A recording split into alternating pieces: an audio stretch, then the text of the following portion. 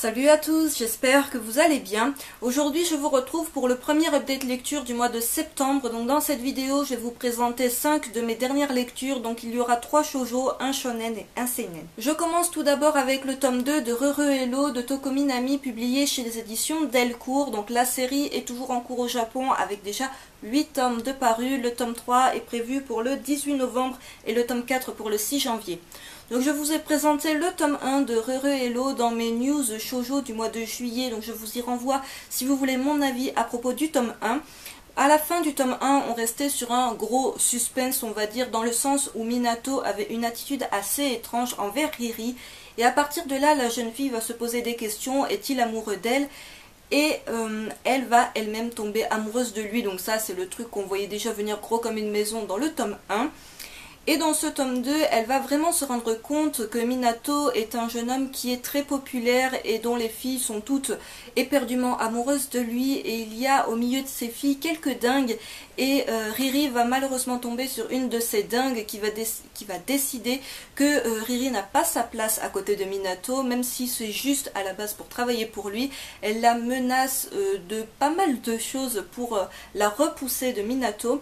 Donc à partir de là, le jeune homme va se rendre compte que Riri est un tout petit peu en danger. Il va prendre la décision de la protéger, mais il lui dit que s'il n'arrive finalement pas à la protéger, il préfère encore qu'elle s'éloigne de lui. Comme je vous l'avais dit pour le tome 1, ce n'est pas un shoujo extraordinaire en soi, il ne révolutionne pas le genre. Après, c'est une lecture que j'ai beaucoup appréciée. C'est un shoujo que je trouve très frais. Alors après, il reprend complètement les codes classiques du shoujo avec différentes petites histoires d'amour entremêlées, mais c'est vraiment un titre que je vous recommande si vous cherchez un nouveau shoujo à commencer. J'enchaîne avec le tome 8 de Bienvenue au club de Niki Asada, publié chez les éditions Akata. Donc la série est toujours en cours au Japon avec déjà 10 tomes de parus et le tome 9 est prévu pour le 12 novembre. Donc bienvenue au club, je vous en parle depuis un petit moment, c'est une série comme je l'ai déjà dit à plusieurs reprises qui fait un petit peu débat dans le sens où pas mal d'entre vous, je le sais, n'accrochent pas au dessin. Donc là on a un petit bandeau publicitaire qui était présent sur pas mal de sorties des éditions Akata, des sorties shoujo du moins, et sur le bandeau publicitaire de Bienvenue au club, on peut voir qu'il y a noté « Il ne faut jamais juger les autres sur les apparences ». Bon, c'est recommandé par le magazine Prétis, mais ça on s'en fout un petit peu. Mais cette phrase est capitale dans le sens où ce tome 8 va finalement tourner autour de cette idée. Donc Nima a toujours un amour inconsidérable pour Okinashima. Je sais jamais comment s'appelle ce personnage. C'est pour ça que son nom apparaît rarement en entier. Donc c'est Okinoshima. Lui, il l'a repoussé, ça fait déjà quelques tomes de cela, mais il commence à se rendre compte que finalement il l'a repoussé pour des mauvaises raisons. Et on va suivre surtout le personnage que vous voyez auprès de Nima sur la couverture. Il s'agit de Saori, qui elle est éperdument amoureuse de Ikawa, mais pas que, puisqu'elle était amoureuse à un moment donné de 5 autres garçons, il me semble quelque chose comme ça. Et Ikawa l'a repoussé un petit peu froidement, on va dire. C'est le gars qui n'est pas vraiment intéressé par les filles de manière générale. Et Nima décide d'aider cette pauvre Saori qui est un petit peu au fond du gouffre, qui ne trouve personne à aimer. Et elle va lui raconter qu'elle est amoureuse donc de Oki, on va dire Oki, ça va être plus rapide. Et Saori, en écoutant Nima parler de Oki de manière tellement élogieuse, et qui essaie d'ailleurs de lui expliquer qu'elle n'est pas amoureuse de lui seulement parce que c'est un beau gosse, eh bien Saori va y réfléchir, elle va se dire mais moi aussi je suis amoureuse de Oki finalement.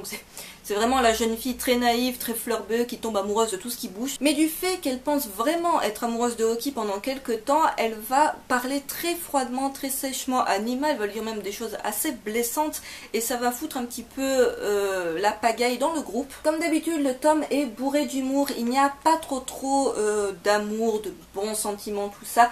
Il y en a quand même une bonne dose mais c'est largement supportable. Donc si vous cherchez un shoujo qui ne soit pas trop dégoulinant, de bons sentiments mais où il y ait quand même de belles romances, c'est un titre que je vous recommande. Dernier shoujo de cette vidéo mais pas des moindres puisqu'il s'agit des tomes 3 et 4 de Double Jeu de Reiko Momoshi, également publié chez les éditions Akata. Donc la série s'achèvera avec son 5e tome qui paraîtra le 12 novembre. Donc Double Jeu, pourquoi je vous présente 2 tomes d'un coup? Bien tout simplement parce que ça fait partie des séries dont j'avais pris un petit peu de retard niveau présentation. Du coup je me suis enchaîné la lecture de ces 2 tomes et je dois bien avouer que mon avis est assez mitigé. D'un côté, l'auteur réussit toujours l'exploit de nous tenir en haleine. Voilà, il n'y a vraiment pas un tome dans lequel je me serais ennuyée parmi les 4 premiers tomes. C'est vraiment un rythme effréné, on va de révélation en révélation, mais également de drame en drame, et c'est ce qui m'a un tout petit peu dérangé finalement. Donc pour rappel, Double Jeu, c'est vraiment un manga qui s'ouvrait sur 2 drames. Tout d'abord la mort du père de famille et la mort d'une des 2 sœurs jumelles dont on va suivre l'histoire. Donc il y avait Kotori et Nobara, et c'est Kotori qui a été assassiné, mais c'est Nobara qui continue de vivre en étant Kotori finalement, puisque les 2 sœurs échangeaient régulièrement leur rôle, puisque Nobara était accusée par sa mère d'avoir causé la mort du père. Tenez-vous bien, c'est bien compliqué. Du coup, elle n'avait plus le droit de voir, enfin sa mère ne voulait plus la voir, et Nobara était donc élevée par la grand-mère. Mais sa mère lui manquait beaucoup, et donc Kotori, qui était vraiment la jeune fille juste adorable, c'était vraiment la sœur qui avait le cœur sur la main, qui était juste irréprochable, elle échangeait son rôle avec Nobara pour permettre à Nobara de voir leur mère. Mais le jour où finalement elles avaient échangé leur rôle, Nobara était donc tranquillement avec sa mère, et Kotori a été assassinée, violée et assassinée d'ailleurs. Et Nobara a décidé de ne jamais révéler la vérité. Il y a juste son copain, il me semble qu'il y a juste le copain qui est au courant, que en fait c'est bien Nobara qui est vivante et que Kotori a été assassinée. Donc dans cet tome-là, on en sait clairement plus sur les circonstances de la mort de Kotori.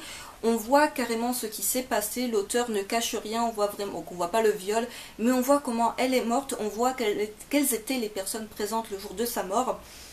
Et ce qui m'a un tout petit peu dérangé, c'est le trop plein de drame en fait dans cet tome.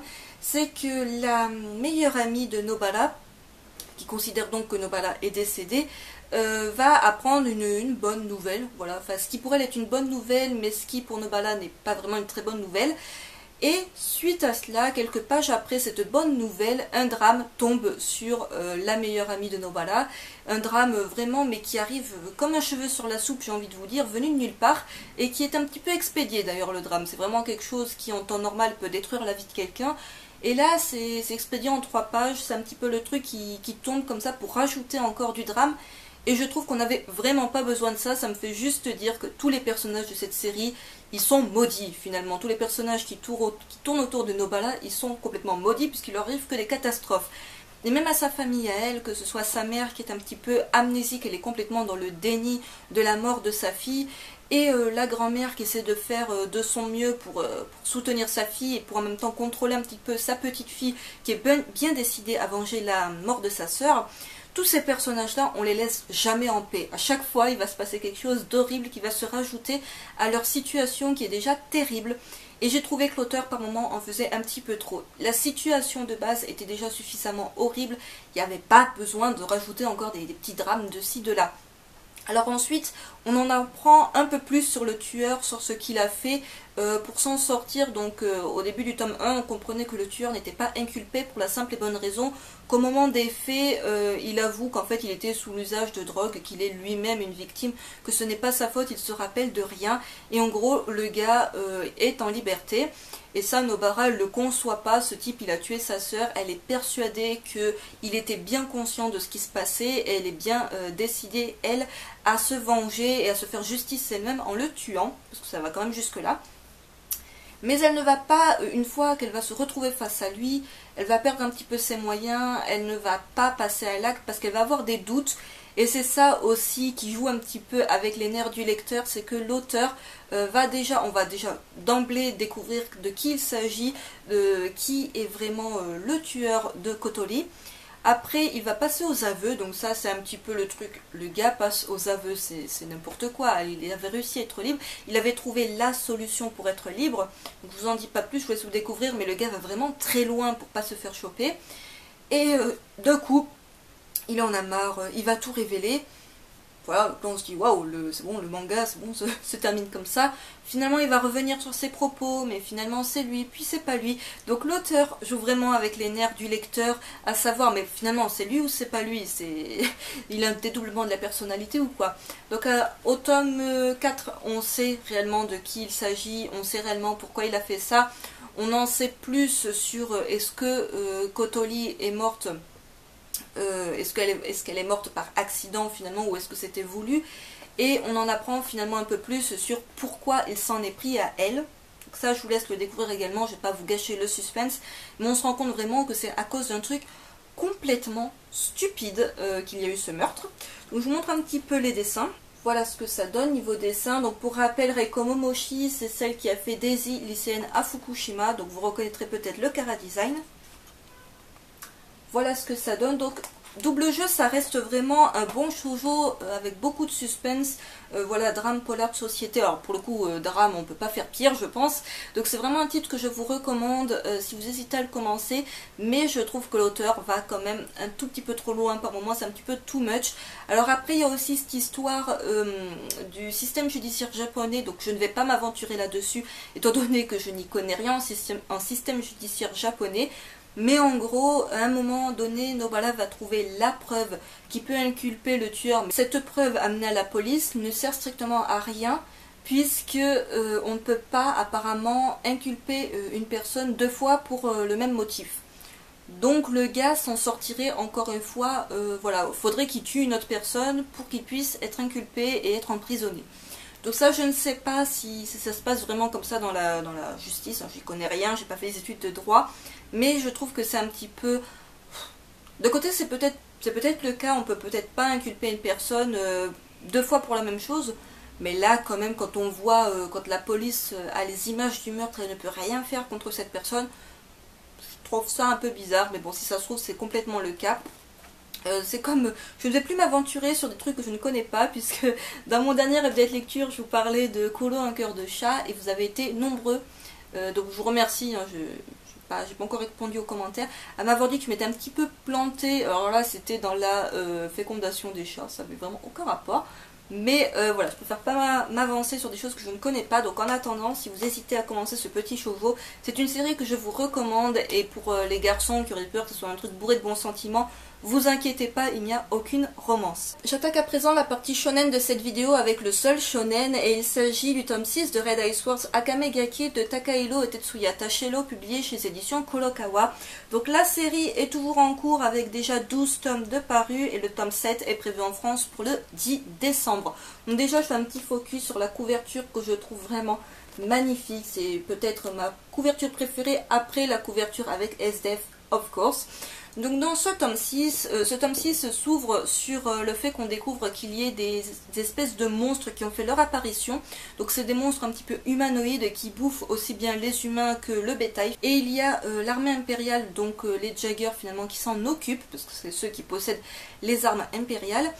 Et le Night Raid va également s'en occuper, puisque le Night Raid, il est au service du peuple, donc ils se doivent d'aider le peuple. Ils se retrouvent avec la même quête, on va dire, que l'armée impériale, sauf que eux vont agir de nuit. Lors d'une patrouille pour voir si ces monstres sont encore présents, Tatsumi va tomber sur SDS, donc c'est un petit peu complètement par hasard, et tous les deux vont tomber sur un ennemi commun. Et cet ennemi est en possession d'une arme impériale, donc on ne sait pas trop encore où va en venir ce type. On apprend qui il est plus ou moins à la fin du tome, et on comprend que c'est un personnage qui va avoir une grande importance par la suite. Et bref, son arme impériale, c'est la téléportation, et il va téléporter SDF et Tatsumi sur une île. Et SDF, c'est pour son plus grand bonheur finalement, puisque pour celles et ceux qui ne le sauraient pas encore, elle était perdument amoureuse de Tatsumi. Et lui, il va profiter du fait d'être plus ou moins coincé avec elle pour lui poser des questions et pour en apprendre un peu plus sur elle, puisqu'il a pour mission de l'abattre à long terme. Et en fait, SDF va beaucoup se confier à Tatsumi, elle a pleinement confiance en lui. Elle va lui raconter son enfance, donc on a vraiment un gros flashback sur l'enfance de SDS qu'on supposait ne pas être rose, et effectivement ça n'a pas été rose du tout.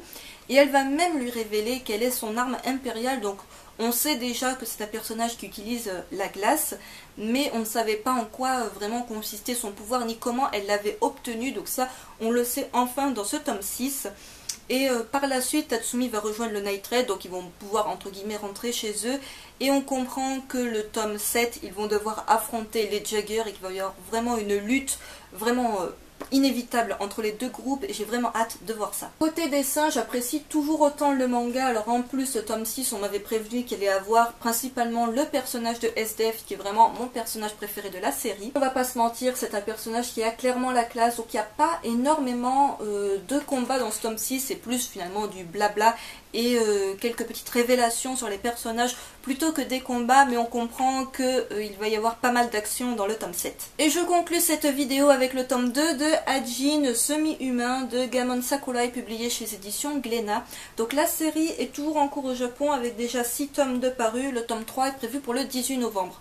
Donc là encore, petit focus sur la couverture que je trouve vraiment sublime. Voilà, les couvertures de Hajin sont vraiment géniales. Donc dans ce tome 2, on retrouve le personnage de Kei qui en apprend un petit peu plus finalement sur lui-même, sur les Hajin. Et on comprend en fait que ce que l'on voit, ces espèces de trucs là, on les appelle les fantômes noirs. Et on comprend que les Hajin qui ont vraiment conscience de leurs fantômes arrivent à le contrôler et en le contrôlant ils s'en servent d'armes. Mais Kei il n'en est pas encore à ce niveau là et il va rencontrer des Hajin, il me semble qu'ils avaient déjà rencontré dans le tome 1. Et lui, il est trop naïf. Voilà, il pense qu'il s'est trouvé des alliés, des gens comme lui, qui vont vraiment lui être utiles. Mais eux, finalement, ils vont voir en lui, par contre, quelque chose de vraiment seulement utile. Voilà, eux, ils n'ont pas dans l'idée de lui venir en aide, de lui faire comprendre quoi que ce soit. Et ils vont plus ou moins le vendre, on va dire, aux humains qui vont faire des expériences sur lui. Et à travers ces expériences, ils vont en fait révéler son fantôme noir, mais lui n'en a pas encore conscience, donc il ne peut pas s'en servir. Son fantôme est présent, on voit qu'il peut attaquer, mais Kei n'en est vraiment pas conscient.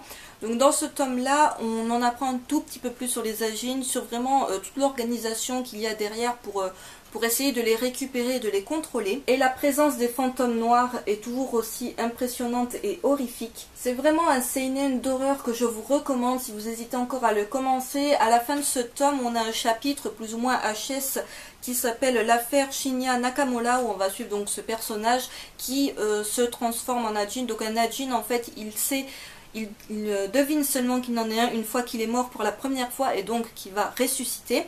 Et on va suivre donc l'histoire de ce personnage, comment il est devenu un Hajin et comment il va essayer de survivre en tant que tel. Donc vraiment un très très bon seinen d'horreur que je vous recommande si jamais vous l'avez vu en rayon mais que vous n'êtes pas encore convaincu par cette série. Ainsi s'achève ce tout petit update lecture du mois de septembre. J'espère qu'il vous aura plu. N'hésitez pas à me dire en commentaire ce que vous en avez pensé. Si vous avez lu certaines des séries que je vous ai présentées, si vous avez un avis peut-être différent du mien à leur sujet, si vous comptez commencer certaines de ces séries, je vous retrouve très vite pour une prochaine vidéo. Bye!